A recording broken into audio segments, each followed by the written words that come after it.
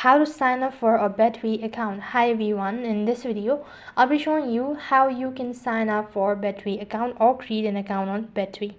To begin with, you can use application that is installed from your app store, and or else you can also use a web browser, and for the web browser type in the betway.com.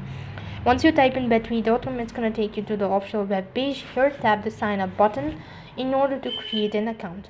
Now to begin with, you'll have to provide in the following information, that is your first username, create a password. For the confirmation, type in twice, provide in your contact details as an email, personal details, your contact details once again, and once you've done that, you'll have to go through all sort of basic details. So quickly enter in all of the following information. Once done filling out the form, scroll down right to the bottom, go through the confirmation and all that, click the register button. As soon as you've done that, it's going to take you to the other interface where it's going to ask you to provide in the verification code that's going to be sent through an email. So once you're done entering the verification code, it's going to direct you to the home page, which indicates that you've successfully created an account on Betway, and now you can start exploring. So that's how you can sign up for Betway account. That is all for this video. I hope the video was helpful. Make sure to like, share and subscribe to our channel.